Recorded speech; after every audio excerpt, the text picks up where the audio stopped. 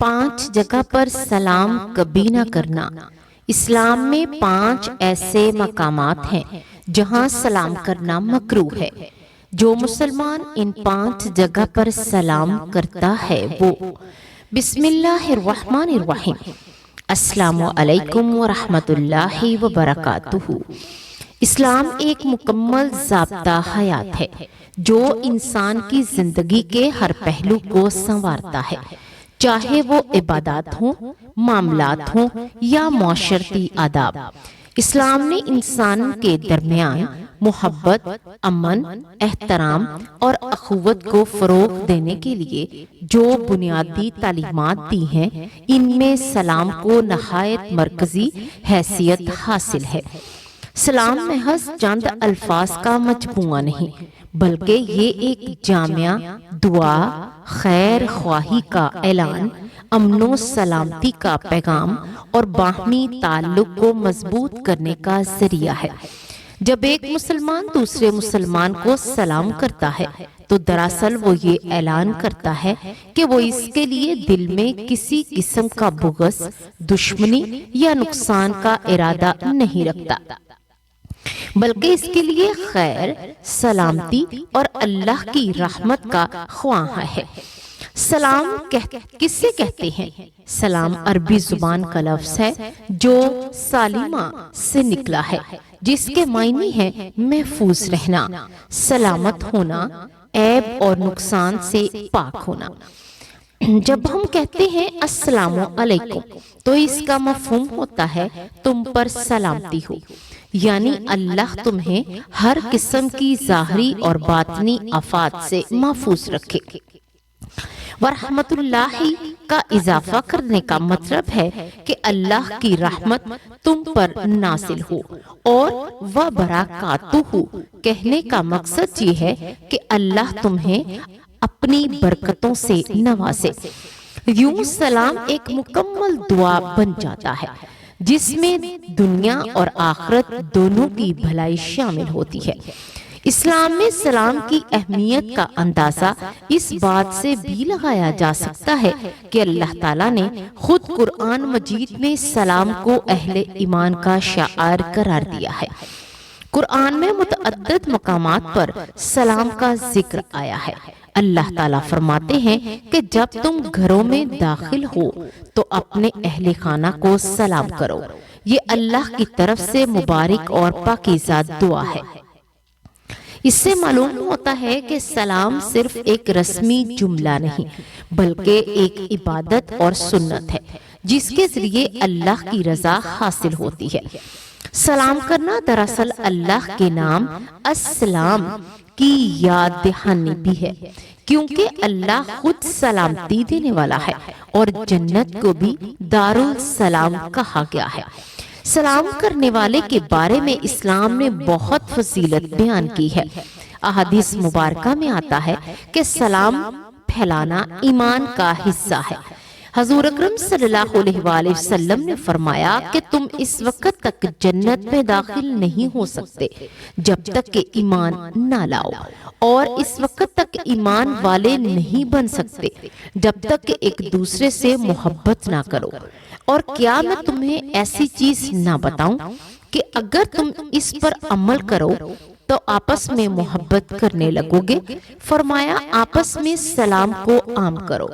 اس حدیث سے واضح ہوتا ہے کہ سلام صرف ایک لفظ نہیں، بلکہ ایک دلوں کو جوڑنے والی کنجی ہے۔ جب سلام عام ہوتا ہے تو نفرتیں کم ہوتی ہیں، فاصلے مٹتے ہیں اور امت میں اخوت مضبوط ہوتی ہے۔ قرآن کریم میں اللہ تعالیٰ نے اپنے نیک بندوں کی ایک صفت یہ بھی بیان فرمائی ہے کہ جب جاہل لوگ ان سے مخاطب ہوتے ہیں تو وہ سلام کہتے ہوئے گزر جاتے ہیں۔ اس سے معلوم ہوتا ہے کہ سلام صرف دوستوں یا جان پہچان والوں کے لیے نہیں، بلکہ یہ ایک ایسا اخلاقی ہتھیار ہے جس کے ذریعے انسان برائی کے جواب میں بھلائی دیتا ہے۔ سلام انسان کے اندر برداشت، حلم اور اخلاق حسنہ پیدا کرتا ہے۔ حضور پاک صلی اللہ علیہ وآلہ وسلم کی زندگی کے عملی نمونوں سے بھری ہوئی ہے۔ آپ صلی اللہ علیہ وآلہ وسلم چھوٹوں کو بھی سلام کرتے تھے، بچوں کے پاس سے گزرتے تو انہیں سلام کہتے، غلاموں اور خادموں کو سلام کرتے، حتیٰ کہ مجلس میں داخل ہوتے تو سب کو سلام کہتے اور رخصت ہوتے وقت بھی سلام کہتے۔ یہ ایک بات کا عملی درس ہے کہ اسلام میں عزت و احترام کا معیار مال، عمر یا منصب نہیں بلکہ تقوی اور اخلاق ہے۔ سلام کے ذریعے حضور صلی اللہ علیہ وآلہ وسلم نے معاشرے میں برابری اور اخوت کی بنیاد رکھی۔ ایک موقع پر ایک صحابی نے عرض کیا، یا رسول اللہ صلی اللہ علیہ وآلہ وسلم، اسلام میں کون سا عمل سب سے بہتر ہے؟ تو آپ صلی اللہ علیہ وآلہ وسلم نے فرمایا، کھانا کھلانا اور جاننے والے اور نہ جاننے والے سب کو سلام کرنا۔ اس حدیث سے یہ بات واضح ہوتی ہے کہ سلام صرف واقف لوگوں تک محدود نہیں بلکہ ہر مسلمان کو سلام کرنا افضل عمل ہے۔ اس سے دلوں کی سختی ختم ہو جاتی ہے اور انسان کے اندر عاجزی پیدا ہو جاتی ہے۔ اسلام میں سلام کا جواب دینا بھی اتنا ہی اہم ہے جتنا کہ سلام کرنا۔ قرآن مجید میں اللہ تعالیٰ فرماتے ہیں کہ جب تمہیں سلام کیا جائے تو اس سے بہتر طریقے سے جواب دے دو۔ سلام کا جواب دینا واجب ہے اور بہتر جواب دینا باعث اجر ہے۔ جو شخص سلام کا جواب نہیں دیتا وہ دراصل ایک دینی حکم کی خلاف ورزی کرتا ہے۔ سلام کا ایک اور پہلو یہ ہے کہ شیطان کے وسوسوں کو دور کرتے ہوئے جہاں سلام عام ہوتا ہے وہاں بدگمانی، حسد اور دشمنی کم ہو جاتی ہے۔ حضور اکرم صلی اللہ علیہ وآلہ وسلم نے فرمایا کہ شیطان اس وقت خوش ہوتا ہے جب مسلمان کے درمیان جدائی اور نفرتیں آ جاتی ہیں۔ سلام نفرت کو ختم کرنے کا بہترین ذریعہ ہے۔ جب دو مسلمان آپس میں ملتے ہیں اور سلام کرتے ہیں تو ان کے گناہ ایسے جھڑ جاتے ہیں جیسے کہ درخت سے پتے جھڑ جاتے ہیں۔ سلام کے آداب بھی اسلام نے ہی سکھائے ہیں۔ چھوٹے بڑے کو سلام کرے، سوار پیدل کو سلام کرے، تھوڑے لوگ زیادہ لوگوں کو سلام کرے اور چلنے والا بیٹھتے ہوئے کو سلام کرے، اور یہ آداب انسان کے اندر انکساری اور ادب پیدا کرتے ہیں۔ سلام میں پہل کرنا زیادہ اجر کا ثواب ہے کیونکہ اس میں نفس کو توڑنا اور عاجزی اختیار کرنا مشکل ہے۔ حضور صلی اللہ علیہ وآلہ وسلم کا ایک واقعہ ہے کہ آپ ایک مجلس میں تشریف لائے تو سلام کیا، پھر کچھ دیر بیٹھ کر اٹھ کر دوبارہ سلام کیا۔ صحابہ کرام نے عرض کیا، یا رسول اللہ صلی اللہ علیہ وآلہ وسلم، آپ نے پہلے بھی سلام کیا تھا۔ آپ صلی اللہ علیہ وآلہ وسلم نے فرمایا، جب کوئی شخص مجلس میں آئے تو سلام کرے اور جب اٹھے تو بھی سلام کرے، پھر پہلا سلام دوسرے سے کم حق والا نہیں۔ اس واقعے سے معلوم ہوتا ہے کہ سلام تعلق کو شروع بھی کرتا ہے اور حسن اختتام بھی بناتا ہے۔ اسلام میں سلام ترک کرنے کو ناپسند کہا گیا۔ بعض لوگ تکبر، ناراضگی یا دنیاوی اختلافات کی وجہ سے سلام چھوڑ دیتے ہیں، حالانکہ اسلام میں سکھاتا ہے کہ 3 دن سے زیادہ کسی مسلمان یا قطعی تعلق جائز نہیں، اور سلام کے ذریعے ہی تعلق کو دوبارہ جوڑا جا سکتا ہے۔ حضور صلی اللہ علیہ وآلہ وسلم نے فرمایا کہ بہترین شخص وہی ہے جو سلام میں پہل کرے۔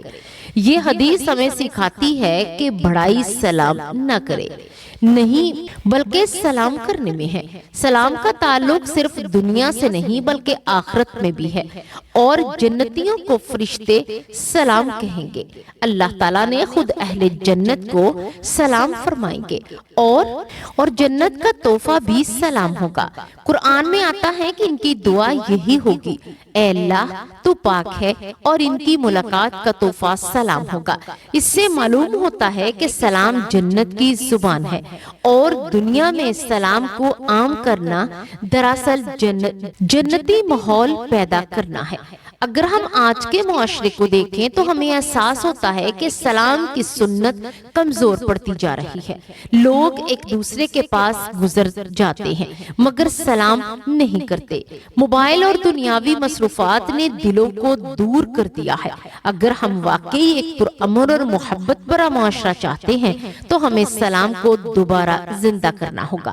گھروں میں، بازاروں میں، مسجدوں میں، تعلیمی اداروں میں اور ہر جگہ سلام کو عام کرنا ہوگا۔ اسلام ہمیں یہ بھی سکھاتا ہے کہ غیر مسلموں کے ساتھ بھی حسن سلوک اور اچھے اخلاق کا مظاہرہ کیا جائے اور جہاں شرعی اجازت ہو وہاں اچھے انداز میں بات کی جائے، لیکن مسلمان کے درمیان سلام ایک خاص شعار ہے جو ہماری شناخت ہے، یہ ہماری پہچان ہے۔ ہم امن کے دائی ہیں، نفرت کے نہیں۔ اب بات کرتے ہیں ان 5 جگہوں کے بارے میں جہاں پر اللہ تبارک و تعالیٰ نے سلام کرنے سے منع فرمایا ہے۔ بے شک سلام کرنے کی بہت فضیلت ہے، لیکن ان 5 جگہوں پر جو بھی سلام کرے گا اسے پسند نہیں فرمایا اور اسے چاہیے کہ ان 5 جگہوں پر ہمیشہ سلام کرنے سے گریز کرے۔ یہ 5 مقامات ایسے ہیں جس سے کسی بندے کو سلام کرنا منع ہے کیونکہ یہ سلام کا محل نہیں ہے۔ پہلا مقام، اگر کوئی تلاوت قرآن کر رہا ہے تو اس کے پاس آ کے اس کو سلام کرنا منع ہے، یہ درست نہیں، اور وہ قرات کر رہا ہے اسے قرآن میں مشغول رہنے دیا جائے۔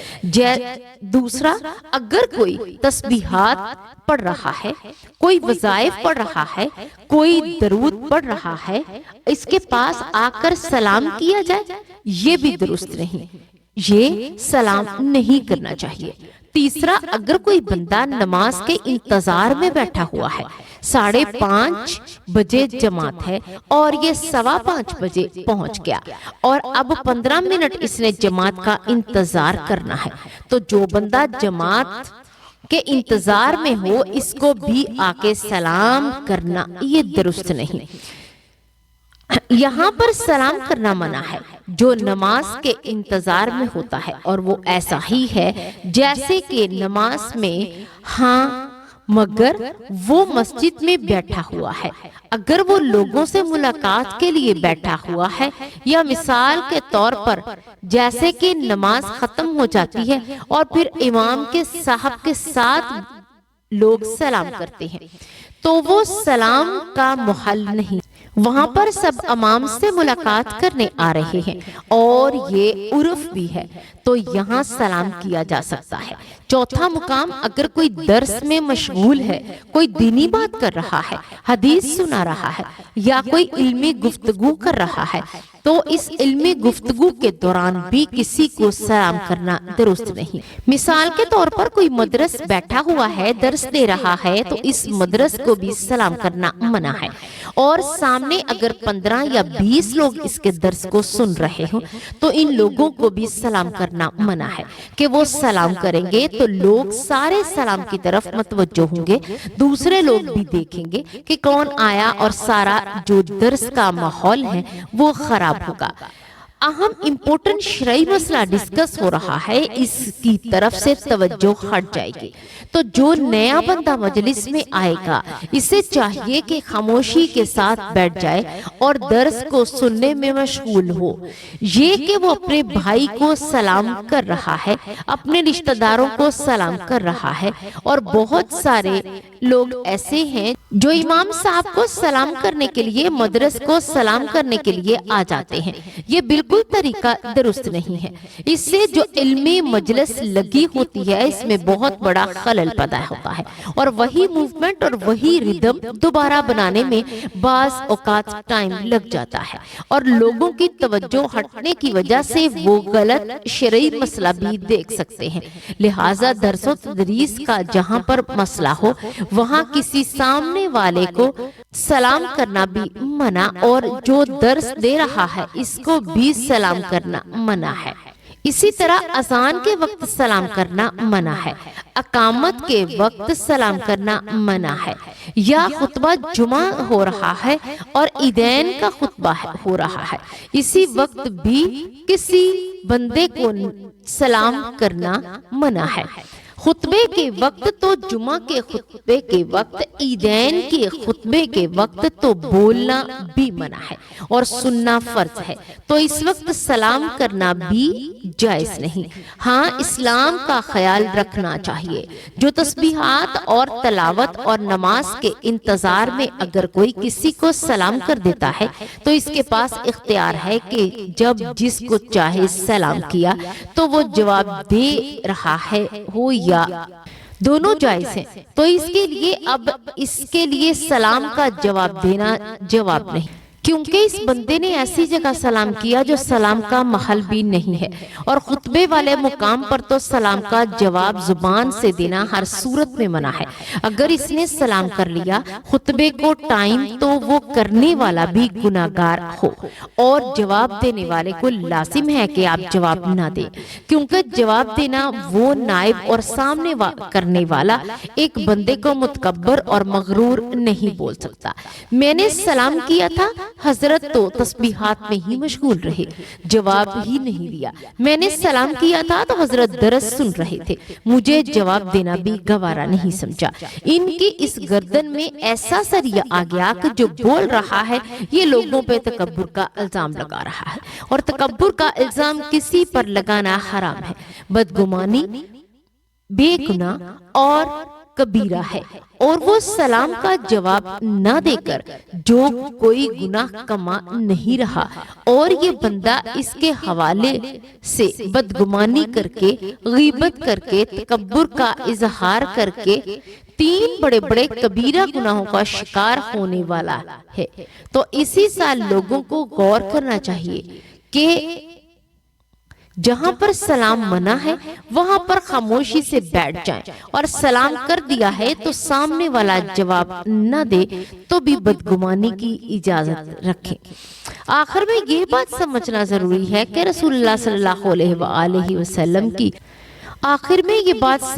بہت ضروری ہے کہ سلام کرنا ایک چھوٹا سا عمل نظر آتا ہے مگر اس کا اجر بہت بڑا ہے۔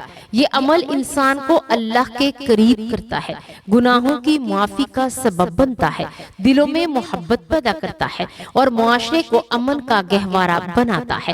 اگر ہم چاہتے ہیں کہ ہماری زندگی میں سکون ہو، ہمارے رشتے مضبوط ہوں، ہماری آخرت سنور جائے، تو ہمیں سلام کو اپنی زندگی کا حصہ بنانا ہو، صرف زبان سے نہیں بلکہ دل کی گہرائی سے۔